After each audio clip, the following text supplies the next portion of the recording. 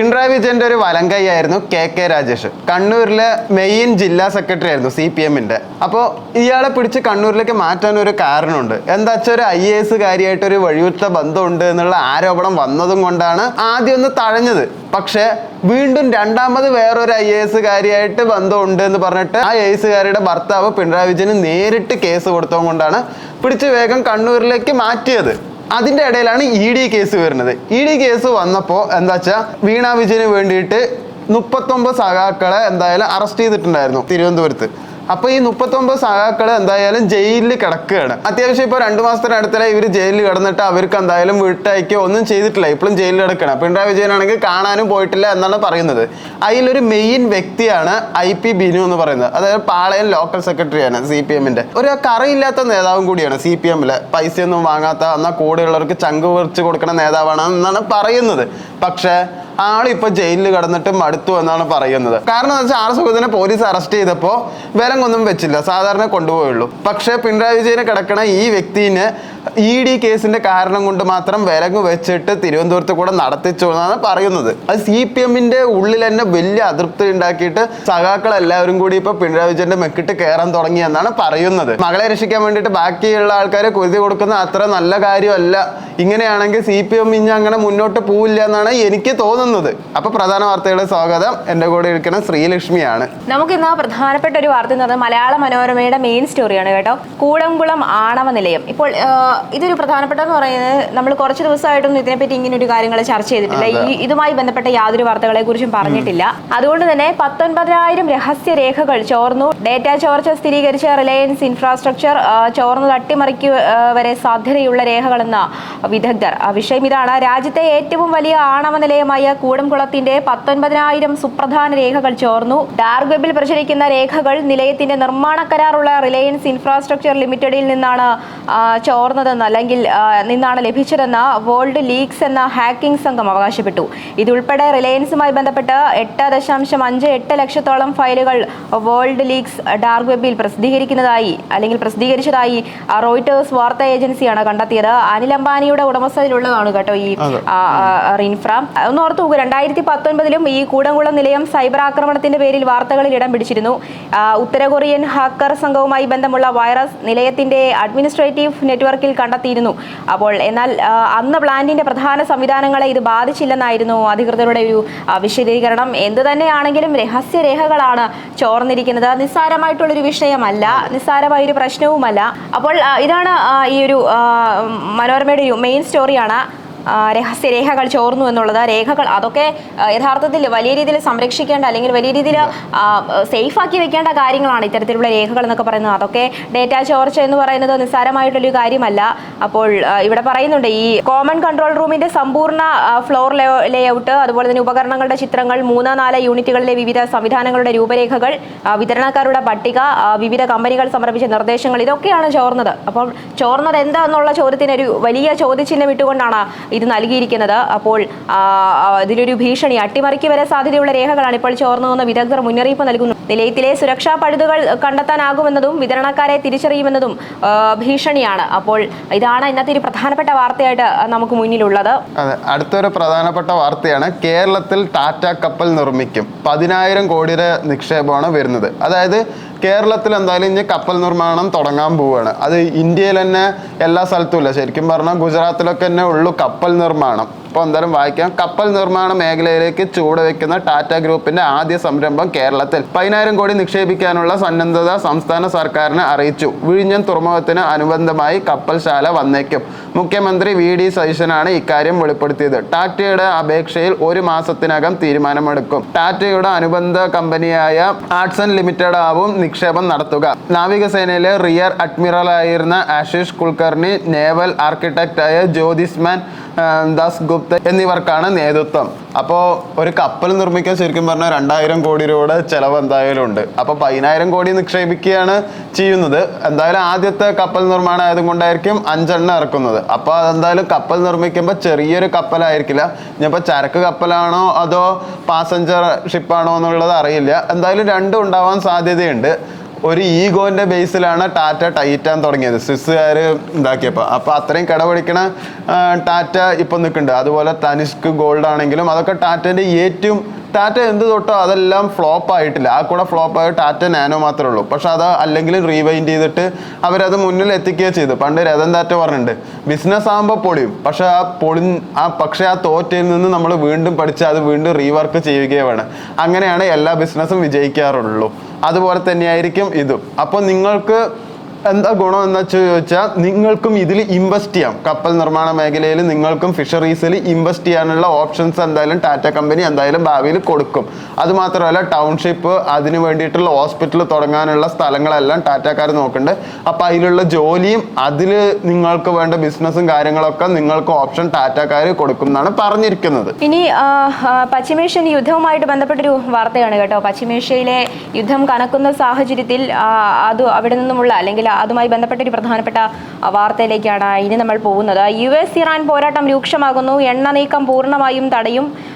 Iran പറയുന്നതാണ് എണ്ണ നീക്കം പൂർണ്ണമായും തടയുമെന്ന്. അപ്പോൾ ചെങ്കടലിലും കപ്പലുകൾ തടയുമെന്ന് ഒരു മുന്നറിയിപ്പ് ഉണ്ടായിട്ടുണ്ട്. ഇറാൻ തുറമുഖങ്ങൾക്കെതിരായ നാവിക ഉപരോധം US പുനഃസ്ഥാപിച്ചതിന് തിരിച്ചടിയായി പശ്ചിമേഷ്യയിൽ നിന്നുള്ള എണ്ണവാതക കയറ്റുമതി പൂർണ്ണമായും തടയുമെന്ന് ഇറാൻ മുന്നറിയിപ്പ് നൽകി. ഇറാൻ തുറമുഖങ്ങൾക്കെതിരായ നാവിക ഉപരോധം US പുനഃസ്ഥാപിച്ചതിന് തിരിച്ചടിയായി പശ്ചിമേഷ്യയിൽ നിന്നുള്ള എണ്ണവാതക കയറ്റുമതി പൂർണ്ണമായും തടയുമെന്ന് ഇറാൻ മുന്നറിയിപ്പ് നൽകി. യമനിലെ ഹൂതികളുടെ പിന്തുണയോടെ ചെങ്കടലിലെ ബാബുൽ മൽദിബ് കടലിടുക്കിലും എണ്ണക്കപ്പലുകൾ തടയുമെന്നാണ് ഇറാൻ നൽകുന്ന സൂചന. അപ്പോൾ രാജ്യാന്തര വിപണിയിൽ ബ്രന്റ് ക്രൂഡ് വില $85. ഇത് നമ്മൾ ഇന്നലെ പറഞ്ഞതാണ് വില വർധന ഉണ്ടായ കാര്യം. അപ്പോൾ അതേസമയം തുടർച്ചയായ 5-ാം ദിവസം US ഇറാൻ പരസ്പരാക്രമണം തുടരുകയാണ്. അത്തരമൊരു സാഹചര്യമാണ് നിലനിൽക്കുന്നത്.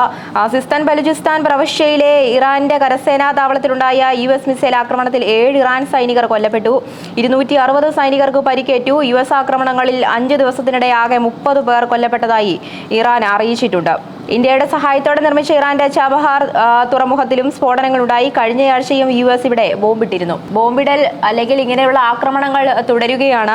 അതുപോലെ തന്നെ നിരവധി സൈനികർ കൊല്ലപ്പെടുന്നു. അതിപ്പോൾ ഇന്ത്യൻ സൈനികരാണെങ്കിലും അല്ലെങ്കിൽ ഇറാൻ സൈനികർ കൊല്ലപ്പെടുന്നു. ആളുകൾ കൊല്ലപ്പെട്ടുകൊണ്ടിരിക്കുകയാണ്. ഇത്തരത്തിൽ ഒരു വലിയ രക്തരൂക്ഷിത സംഘർഷത്തിലേക്ക് അല്ലെങ്കിൽ വലിയ ഒരു യുദ്ധ ഭീതി മുഴങ്ങുന്ന പശ്ചിമേഷ്യ ഇപ്പോൾ ആകെ ഒരു നാശത്തിന്റെ വക്കിലാണെന്ന് തന്നെ പറയേണ്ടിയിരിക്കുന്നു. അതുതന്നെയാണ് അവിടെ നിന്നുണ്ടാകുന്ന ഈ വാർത്തകളിൽ നിന്നൊക്കെ നമ്മൾ മനസ്സിലാക്കേണ്ട ഒരു പ്രധാനപ്പെട്ട കാര്യം എന്നുള്ളതാണ്.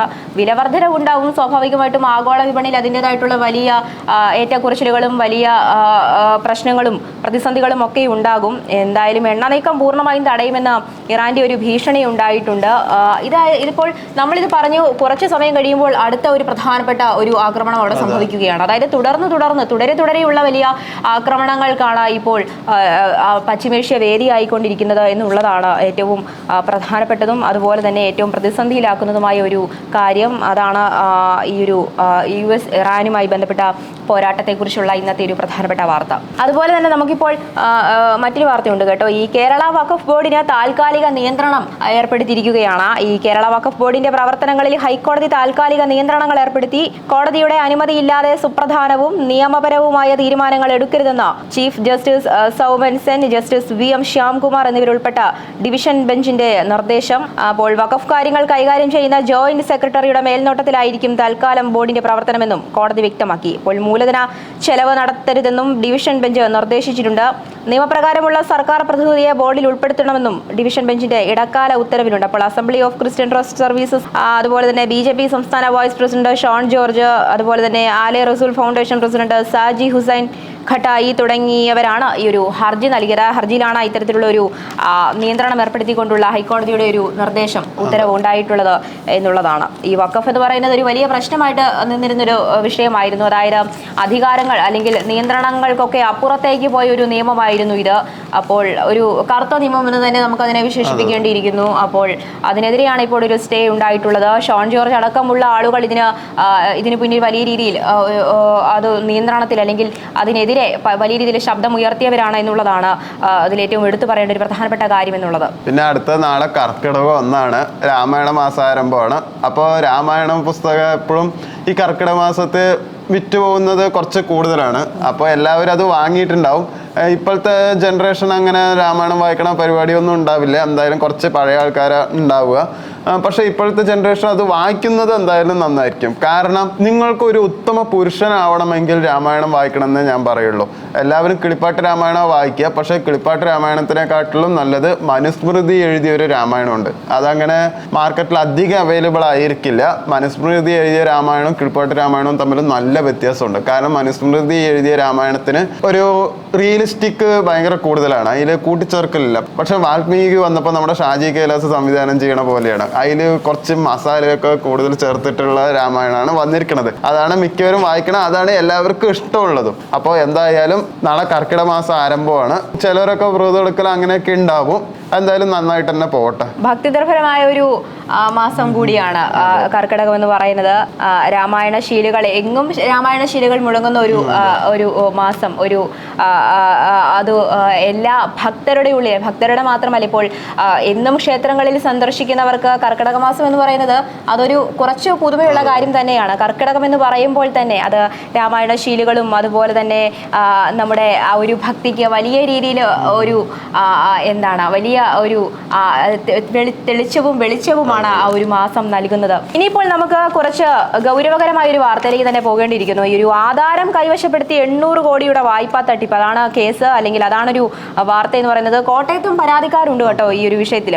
ആധാരം കൈവശപ്പെടുത്തി വായ്പാ തട്ടിപ്പ് നടത്തിയ സംഭവത്തിൽ ജില്ലയിൽ നിന്നുള്ളവരും ഇരകളാക്കപ്പെട്ടുവെന്ന പരാതി. ചങ്ങനാശ്ശേരി സ്വദേശികൾ ഉൾപ്പെടെ പരാതിയുമായി രംഗത്തെത്തി. ഇങ്ങനെയൊരു വായ്പാ തട്ടിപ്പ് നടത്തുന്നത് ഇപ്രകാരമാണ്: വായ്പ കുടിശ്ശിക ഉള്ളവരെ കണ്ടെത്തി പണം തിരിച്ചടയ്ക്കാൻ സഹായിക്കാമെന്നും വാഗ്ദാനം നൽകി അവരുടെ ഒറിജിനൽ ആധാരം കൈവശപ്പെടുത്തിയുമാണ് കോടികളുടെ തട്ടിപ്പ് നടത്തിയതെന്നാണ് ഇപ്പോൾ പരാതി ഉയർന്നിരിക്കുന്നത്. പിന്നീട് ഇവരുടെ പേരിൽ ആധാരം ഈടുവെച്ച് ലക്ഷങ്ങൾ വായ്പ എടുത്തു. വായ്പയ്ക്ക് ആവശ്യമായ അനുബന്ധ രേഖകളും നോട്ടറികളുടെ ഉൾപ്പെടെ സീലും ഒപ്പം വ്യാജമായി ചേർക്കുകയായിരുന്നു. അപ്പോൾ ബാങ്കുകളിൽ നിന്ന് നോട്ടീസ് കിട്ടിയപ്പോഴാണ് ശരിക്കും ആധാരം ഉടമകൾ തട്ടിപ്പിന്റെ വിവരം അറിയുന്നത്. പലർക്കും ഇതിനോടകം ജപ്തി നോട്ടീസും ലഭിച്ചിട്ടുണ്ട്. അപ്പോൾ ബാങ്കുകളിലെ ഉദ്യോഗസ്ഥരുടെ അറിവോടെയാണ് തട്ടിപ്പ് നടന്നതെന്നാണ് കബളിപ്പിക്കപ്പെട്ടവരുടെ ഒരു പരാതി എന്ന് പറയുന്നത്. എന്തൊക്കെ രീതികളിലാണ് കബളിപ്പിക്കൽ നടക്കുന്നത് ഒന്ന് ഓർത്ത് നോക്കൂ. സാധാരണ ചില വീടുകളിൽ, അതായത് പ്രായമായ ഒരു അച്ഛനും അമ്മയും മാത്രമുള്ള വീടുകളിൽ അവരുടെ ആരുടെയെങ്കിലും ഒരാളുടെ കൈവശമായിരിക്കും വീടിന്റെ ആധാരം എന്ന് പറയുന്നത്. അപ്പോൾ സ്വാഭാവികമായിട്ടും വലിയ രീതിയിൽ ഇപ്പോൾ ബുദ്ധിപരമായി ചിന്തിച്ച് അല്ലെങ്കിൽ വലിയ കോമൺ സെൻസോടെ കാര്യങ്ങൾ കൈകാര്യം ചെയ്യാൻ സാധിക്കാത്ത രണ്ട് വ്യക്തികൾ ജീവിക്കുന്ന ഒരു വീട്ടിൽ ഇത്തരത്തിലുള്ള വ്യാജന്മാർ അല്ലെങ്കിൽ വ്യാജന്മാർക്ക് പെട്ടെന്ന് അവരുടെ ലക്ഷ്യം നടപ്പിലാക്കാൻ പറ്റുമെന്നുള്ളതാണ്. ഇങ്ങനെയുള്ള കാര്യങ്ങളൊക്കെ വരുമ്പോൾ പലരും ഞാൻ കണ്ടിട്ടുണ്ട്. അതായത് കൃത്യമായ രേഖകൾ, ഇത്ര രേഖകൾ ഇന്ന കാര്യങ്ങൾക്ക് വേണമെന്ന് പറയുമ്പോൾ അത് ഓടിക്കൊണ്ട് കൊടുക്കുന്ന ആളുകളുണ്ട്. പക്ഷെ അങ്ങനെ ചെയ്യരുത്. അതിന് ഒന്നെങ്കിൽ നമുക്കറിയാത്തൊരു കാര്യമാണെങ്കിൽ അത് അറിയാവുന്ന ആരോടെങ്കിലും, അല്ലെങ്കിൽ മക്കളായിട്ടുള്ളവരോടും അതുപോലെ തന്നെ ഇതിനെക്കുറിച്ച് അറിയാവുന്ന ആളുകൾ, എന്തിനാ നമ്മൾ നിലവിലൊരു അക്ഷയയിലോ അല്ലെങ്കിൽ ഒരു കഫേയിലോ ഒക്കെ ചോദിച്ചു കഴിഞ്ഞാൽ, നമുക്ക് പരിചയക്കാരുള്ള സ്ഥലങ്ങളാണെങ്കിൽ അവിടെയൊക്കെ ചോദിച്ചാൽ അവർ കൃത്യമായ കാര്യങ്ങളിലായിരിക്കും അല്ലെങ്കിൽ കൃത്യമായ രീതിയിലായിരിക്കും നമുക്ക് മറുപടി നൽകുക. അപ്പോൾ അങ്ങനെ എന്താണെന്ന് കൃത്യമായി അറിഞ്ഞതിന് ശേഷം മാത്രം ഈ രേഖകൾ, അല്ലെങ്കിൽ നഷ്ടപ്പെട്ടാൽ നഷ്ടപ്പെട്ടു എന്ന് കരുതുന്ന പ്രധാനപ്പെട്ട രേഖകളൊക്കെ വെച്ചുള്ള കളികൾക്ക് ഇറങ്ങുമ്പോൾ എന്തായാലും അത് മറ്റുള്ള വ്യക്തികളോട് കൂടി ആലോചിച്ച് അവരുടെ കയ്യിൽ നിന്നും കൃത്യമായ ഒരു മറുപടി കിട്ടിയതിനു ശേഷം മാത്രമേ ഇറങ്ങാവൂ. അല്ലാതെ ഇത്തരത്തിലുള്ള തട്ടിപ്പുകൾക്ക് ആരും വിധേയരാവരുത് എന്നുള്ളത് മാത്രമാണ്. അതുപോലെ ആധാരം എന്ന് പറയുന്നത് നമുക്ക് നിസ്സാരമായി കിട്ടുന്ന ഒന്നല്ല. അതുകൊണ്ട് തന്നെ അത് വെറുതെ നമുക്ക് കീറിയെടുത്ത് കളയുവാനോ അല്ലെങ്കിൽ ചുരുട്ടി കൂട്ടി അടുപ്പിൽ വെക്കാനോ ഒന്നും പറ്റുന്ന ഒരു പേപ്പർ അല്ല, അല്ലെങ്കിൽ നിസ്സാരമായിട്ടുള്ളൊരു പത്രക്കടലാസ് അല്ല. അതുകൊണ്ട് തന്നെ അതിൻ്റെ വിലയുണ്ട്, അതിന് വിലപ്പെട്ട ഒരു രേഖയാണ് അത്. അതുകൊണ്ട് തന്നെ അത് അത്തരമുള്ള ഒരു കാര്യത്തിൽ വീഴ്ചകൾ സംഭവിക്കാതെ അല്ലെങ്കിൽ തട്ടിപ്പിനിരയാകാതെ ശ്രദ്ധിക്കുക എന്ന് മാത്രമാണ് പറയാനുള്ളത് ഈ ഒരു വാർത്തയുമായി ബന്ധപ്പെട്ട് നോക്കുമ്പോൾ. ഇനി നമുക്ക് മെഡിക്കൽ കോളേജിലെ ഒരു വാർത്തയാണ്. അതായത് കോട്ടയം മെഡിക്കൽ കോളേജിൽ തന്നെയാണ് സർജിക്കൽ ബ്ലോക്കിന്റെ നിർമ്മാണത്തിൽ അപാകതകൾ. അടിപൊളി പ്രശ്നമാണല്ലോ എന്നാണ് തലക്കെട്ട്. അപ്പോൾ നിർമ്മാണ കമ്പനിയായ ഹൈറ്റ്സിന് കത്ത് നൽകി അധികൃതർ. കോട്ടയം മെഡിക്കൽ കോളേജിലെ സർജിക്കൽ ബ്ലോക്കിന്റെ നിർമ്മാണത്തിൽ ഉൾപ്പെടെ ഏറെ അപാകതകൾ ഉണ്ടെന്ന് കണ്ടെത്തൽ. പുതിയ കെട്ടിടത്തിന്റെ പല ഭാഗങ്ങളിലും സീലിംഗ് അടർന്നു വീഴുന്ന നിലയിലാണ്. ഫാനുകൾ ഉൾപ്പെടെയുള്ള ഇലക്ട്രിക് ഉപകരണങ്ങൾ പ്രവർത്തിക്കുന്നില്ലെന്നും ശുദ്ധജല വിതരണ പൈപ്പുകൾക്കും കേടുപാടുകൾ സംഭവിച്ചിട്ടുണ്ടെന്നും കണ്ടെത്തിയിട്ടുണ്ട്. അപ്പോൾ ഈ അപാകതകൾ അടിയന്തരമായി പരിഹരിക്കണമെന്ന് ആവശ്യപ്പെട്ടുകൊണ്ട് മെഡിക്കൽ കോളേജ് ആശുപത്രി അധികൃതർ നിർമ്മാണ കമ്പനിയായ ഹൈറ്റ്സിന് കത്ത് നൽകി എന്നുള്ളതാണ്. ഒന്ന് ഓർത്ത് നോക്കൂ, സാധാരണ മെഡിക്കൽ കോളേജിലേക്കൊക്കെ പോകുന്ന കേസുകൾ എന്ന് പറയുന്നത് ഒരു അത്യാഹിത വിഭാഗത്തിലേക്കൊക്കെയോ അല്ലെങ്കിൽ വലിയ അർജന്റ് ആയിട്ടുള്ള അല്ലെങ്കിൽ വലിയ ഒരു അത്യാഹിതമായിട്ടുള്ള ഒരു സന്ദർഭത്തിലാണ് സാധാരണ ആശുപത്രികളിൽ നിന്ന് എപ്പോഴും രോഗികളെ ഇങ്ങോട്ട്, അതായത് മെഡിക്കൽ കോളേജിലേക്ക് റെഫർ ചെയ്യാറുള്ളത്. അപ്പോൾ സ്വാഭാവികമായിട്ടും അങ്ങനെ ജീവൻ രക്ഷിക്കുവാനായിട്ടാണ് ആളുകൾ പരക്കം പാഞ്ഞെത്തുന്നത് മെഡിക്കൽ കോളേജുകളിലേക്ക്. അവിടെ അഡ്മിറ്റ് ആവുകയോ അല്ലെങ്കിൽ അഡ്മിറ്റ് ആവുന്ന ഒരു സാഹചര്യത്തിൽ ഈ ചുമരുകളും മറ്റും സീലിംഗ് ഫാനുകളും കാര്യങ്ങളും ഒക്കെ അടർന്നു വീണാനുള്ള അവസ്ഥയൊന്ന് ഓർത്ത് നോക്കൂ. ജീവൻ രക്ഷിക്കാനാണ് പോയി അവിടെ കിടക്കുന്നതെന്ന് ഓർക്കണം. അപ്പോൾ അധികൃതരുടെ അനാസ്ഥ തന്നെയാണ്. ഇപ്പോൾ ഇങ്ങനെ ഒരു സംഭവം നടക്കുമ്പോൾ, കഴിഞ്ഞ തവണയാണ് ഒരു സ്ത്രീ മരിക്കുക എന്ന ഒരു സാഹചര്യം കൂടി ഉണ്ടായത്. അപ്പോൾ ഇത്തരത്തിൽ ചുമരുകൾ ഇടിഞ്ഞു വീഴുന്നു. ആരാണ് ഇതിനൊക്കെ ഉത്തരവാദിത്വം പറയുക? സാധാരണയായി ഇപ്പോൾ ഈ ഒരു സർജറികൾ നടക്കുമ്പോൾ അല്ലെങ്കിൽ ഈ കത്രികയും മറ്റുമൊക്കെ തുന്നിക്കെട്ടി വീട്ടിലേക്ക് വിടുന്നവർ അവർക്ക് അവരുടേതായിട്ടുള്ള വാദമുഖങ്ങൾ ഉള്ളതാണ്. അതിനെ ന്യായീകരിക്കുകയാണ് ചെയ്യുന്നത്. ഇപ്പോൾ സംഭവിക്കുന്ന ഒരു കാര്യത്തിന് അവിടെ വന്ന് പെട്ടെന്നൊരു സംഭവം അല്ലെങ്കിൽ ഇത്തരത്തിലുള്ള ഒരു സംഭവം അല്ലെങ്കിൽ ഒരു നടക്കുകയാണ് ഒരു മെഡിക്കൽ കോളേജ് ആശുപത്രിയിൽ. അവിടെ ആളുകൾ വരുന്നു, അതായത് മാധ്യമപ്രവർത്തകർ വരുന്നു, കാര്യങ്ങൾ റിപ്പോർട്ട് ചെയ്യുന്നു, ജനങ്ങളിലേക്ക് എത്തിക്കുന്നു, മന്ത്രിമാർ വരുന്നു, അല്ലെങ്കിൽ അതുമായി ബന്ധപ്പെട്ട മറ്റ് ഉദ്യോഗസ്ഥർ അതിനെക്കുറിച്ച് അന്വേഷിക്കാനായിട്ട് ഇറങ്ങുന്നു. എല്ലാവർക്കും ഒരു ന്യായീകരണമുണ്ട് വിഷയത്തിന്. പരിഹാരമല്ല അവർ കണ്ടെത്തുന്നത്, അവർക്കൊരു ന്യായീകരണമാണ്. അവരുടെ ഭാഗത്തു നിന്ന് വീണ അല്ലെങ്കിൽ അവരുടെ ഭാഗത്തു നിന്ന് വന്ന ഒരു വീഴ്ച, ഒരു വലിയ വീഴ്ചയ്ക്ക് അവർ ന്യായീകരണമാണ് നിരത്തുന്നത്. ന്യായീകരണങ്ങൾ മാത്രമാണ്. ചോദ്യങ്ങൾ ചോദിച്ചാൽ മാധ്യമപ്രവർത്തകർക്കെതിരെയായിരിക്കും അവരുടെ ആ ഒരു ക്രോധം മൊത്തം തീർക്കുക. ഒന്ന് ഓർത്ത് നോക്കൂ, എത്ര കഷ്ടമാണ്, എന്തൊരു ദുർഗതിയാണ് ആളുകളുടെ ഓർത്ത് നോക്കൂ. സാധാരണക്കാരായ ആളുകളല്ലേ മെഡിക്കൽ കോളേജ് ആശുപത്രികളിലേക്ക് ചികിത്സയ്ക്കായി എത്തുന്നത്. അല്ലാത്ത അല്ലെങ്കിൽ സാമ്പത്തികമായിട്ടുള്ളവർ പ്രൈവറ്റ് ആശുപത്രികളിൽ ചികിത്സ തേടുന്നു. സാധാരണക്കാരായ ആളുകളുടെ അവസ്ഥയൊന്ന് ഓർത്ത് നോക്കൂ. അവർക്ക് ആലംബം എന്ന് പറയുന്നത് ഇത്തരത്തിൽ സർക്കാർ ആശുപത്രികളാണ്. അവിടെ അവർ സുരക്ഷിതരല്ലെങ്കിൽ പിന്നെ എന്ത് ചെയ്യാനാണ്? പിന്നെ എന്തിനാണ് ഇത്തരത്തിൽ ഈ വലിയ ആശുപത്രി കെട്ടിടവും നിർമ്മിച്ചു വെച്ചുകൊണ്ട് അതിനകത്ത് ചികിത്സയുണ്ടെന്നും പറഞ്ഞിരിക്കുന്നത്? എന്തൊക്കെ പ്രശ്നങ്ങളായിരിക്കും നടക്കുക? നമ്മൾ കാണാതെ പോകുന്ന എന്തൊക്കെ കാഴ്ചകളായിരിക്കും മെഡിക്കൽ കോളേജുകളിൽ ഉണ്ടാവുന്നത്? എന്തെങ്കിലും ഒരു സംഭവം നടക്കുമ്പോഴാണ് പലരുടെയും കണ്ണുകളിൽ പെടുന്നത് എന്നുള്ളതാണ്. എന്നിട്ടും അതിനെ ന്യായീകരിക്കുകയാണ് മന്ത്രിമാർ അടക്കം ചെയ്യുന്നത്. വിഷയത്തിൽ എന്തൊരു ന്യായീകരണമാണ് നടത്തുന്നത്? അതിനെ എങ്ങനെയെങ്കിലും ന്യായീകരിച്ച് അവരുടെ വശത്താക്കുക. വെള്ളപൂശുക എന്ന് നമ്മൾ മലയാളത്തിൽ പറയും. വെള്ളപൂശൽ തന്നെയാണ് നടക്കുന്നത്. ചെയ്യുന്ന കുറ്റങ്ങൾ അല്ലെങ്കിൽ അവരുടെ വീഴ്ച സംഭവിക്കുന്നത് അത് തിരുത്തുക എന്നുള്ളതല്ല, അതിനെ ന്യായീകരിക്കുകയാണ്. തങ്ങളുടെ ഭാഗത്തൊന്നും തെറ്റുകളൊന്നും വന്നിട്ടില്ലെന്നുള്ളതാണ്. പിന്നെ ആരുടെ ഭാഗത്താണ് ഇതിനൊക്കെയുള്ള തെറ്റുകൾ സംഭവിച്ചിട്ടുള്ളത്? ഇതിന്റെ ഉദ്യോഗസ്ഥർക്കും അധികൃതർക്കും അതിനുള്ള വലിയൊരു ഉത്തരവാദിത്വമില്ലേ? അതൊക്കെ കാണാതെ പോകരുതെന്ന് മാത്രമാണ് ഈ ഒരു വാർത്തയിൽ പറയാനുള്ളത്. അടിമുടി പ്രശ്നമാണല്ലോ എന്ന് ചോദിക്കുന്നത് അത് തന്നെയാണ്. ആശുപത്രികളിൽ ജീവൻ രക്ഷിക്കുവാനായിട്ടാണ് ഓടി ചെല്ലുന്നത്. അവിടെയും രക്ഷയില്ലെങ്കിൽ പിന്നെ എങ്ങോട്ടാണ് ചെല്ലുക? അതുകൊണ്ട് ഈ ആശുപത്രിയുമായി ബന്ധപ്പെട്ട കാര്യങ്ങളിലൊക്കെ കുറച്ചുകൂടി ആരോഗ്യമന്ത്രി അടക്കമുള്ളവർ അല്ലെങ്കിൽ മുഖ്യമന്ത്രി അടക്കമുള്ളവർ കുറച്ചുകൂടി ശക്തമായ നടപടികൾ സ്വീകരിക്കുകയും കുറച്ച് ശ്രദ്ധ കൊടുക്കുകയും ചെയ്യണമെന്ന് മാത്രമാണ് ഈ ഒരു വിഷയത്തിൽ പറയാനുള്ളത്. ഈ LDF സർക്കാർ ഭരിക്കുന്ന സമയത്തുണ്ടല്ലോ, ഈ കറണ്ട് കട്ട്, അതായത് നമുക്ക് വൈദ്യുതി നിയന്ത്രണവുമായി ബന്ധപ്പെട്ട വലിയ പ്രശ്നങ്ങളായിരുന്നു. അപ്പോൾ അതായത് കറണ്ട് ഇല്ല, കേരളത്തെ ഇരുട്ടിലാക്കി എന്നൊക്കെ പറഞ്ഞ കോൺഗ്രസ്സുകാർ, അന്ന് പ്രതിപക്ഷമായിരുന്ന കോൺഗ്രസ് വലിയ രീതിയിൽ അല്ലെങ്കിൽ പ്രതിപക്ഷം വലിയ രീതിയിൽ വിമർശനങ്ങൾ ഉന്നയിച്ചിരുന്നു. ഇപ്പോൾ കോൺഗ്രസ് അല്ലെങ്കിൽ ഇന്നിപ്പോൾ ഭരണപക്ഷത്തിരിക്കുന്നവർ അതിനെ ന്യായീകരിക്കുകയാണ്. അന്നത്തെ പ്രതിപക്ഷം ഇന്ന് ഭരണപക്ഷത്ത് കയറിയപ്പോൾ നിലപാടിൽ നേരെ തിരിച്ചുമറിയാണ് നടത്തിയിരിക്കുന്നത്. അപ്പോൾ അവർക്ക് അന്നുണ്ടായിരുന്ന നിലപാടല്ല കേട്ടോ ഇന്നുള്ളത്. അവർ ഭരിക്കുന്നു, അന്നവർ പ്രതിപക്ഷം, ഇന്നവർ ഭരണപക്ഷം. അപ്പോൾ വൈദ്യുതി നിയന്ത്രണം തുടരുമെന്ന് തന്നെയാണ് പറയുന്നത്. ഈ സണ്ണി ജോസഫ് അടക്കമുള്ളവർ, അതായത് വൈദ്യുതി നിയന്ത്രണം അനിവാര്യമായ സാഹചര്യമാണെന്നാണ് അദ്ദേഹം പറയുന്നത്. സംസ്ഥാനത്ത് വൈദ്യുതി നിയന്ത്രണവുമായി ബന്ധപ്പെട്ടുണ്ടാകുന്ന ബുദ്ധിമുട്ടുകൾ മനസ്സിലാക്കുന്നുണ്ടെന്നും ഒഴിവാക്കാൻ കഴിയാത്ത അടിയന്തര സാഹചര്യത്തിലാണ് ചെറിയ തോതിലുള്ള നിയന്ത്രണം ഏർപ്പെടുത്തിയതെന്നും മന്ത്രി സണ്ണി ജോസഫ് പ്രതിസന്ധി മറികടക്കുന്നതിന് സാധ്യമായ എല്ലാ ഇടപെടലുകളും KSEB നടത്തുന്നുണ്ടെന്നും മന്ത്രി അറിയിച്ചിട്ടുണ്ട്. കഴിഞ്ഞ ദിവസം ഞാൻ എവിടെ ഒരു ട്രോള് കണ്ടതാണ് കേട്ടോ, സാമൂഹ്യ മാധ്യമങ്ങളിൽ എവിടെ ഒരു ട്രോള് കണ്ടതാണ്. ഇന്ദിരാ ഗ്യാരണ്ടികളിൽ പ്രധാനപ്പെട്ടതായിട്ടുള്ള പ്രിയദർശിനി പദ്ധതികളും കാര്യങ്ങളും ഒക്കെ അവർ നടപ്പിലാക്കി. അതുപോലെ ഇന്ദിരാ കട്ട് നടപ്പിലാക്കിയോ എന്നുള്ള രീതിയിൽ ഞാനൊരു ട്രോള്, ഒരു പരിഹാസം കലർന്ന, ആക്ഷേപം കലർന്ന ഒരു ഗൗരവകരമായ കാര്യത്തെ കഴിഞ്ഞ ദിവസം സോഷ്യൽ മീഡിയയിൽ എവിടെയോ കണ്ടിരുന്നു.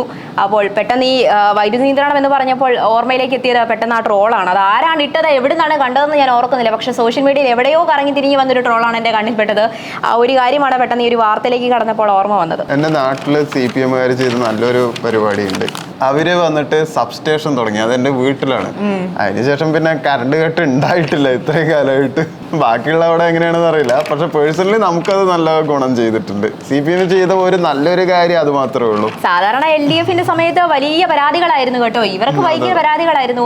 കറണ്ട് ഇല്ല, അല്ലെങ്കിൽ കേരളത്തെ ഇരുട്ടിലാക്കി, കേരള ജനത ആകെ ഇരുട്ടിലാണ്, അതുപോലെ തന്നെ അന്ധകാരം നിറയുന്നു എന്നൊക്കെ പറഞ്ഞ് വലിയ സാഹിത്യപരമായിട്ടൊക്കെ പലയിടങ്ങളിലും കണ്ടിരുന്നു. പക്ഷെ ഇന്നിപ്പോൾ ആരുടെയും ഭാഗത്തുനിന്ന് യാതൊരു പ്രതികരണവും ഇല്ല. കാരണം അന്ന് പ്രതികരിച്ചവർ ഇന്ന് ഭരണപക്ഷമാണെന്നേ.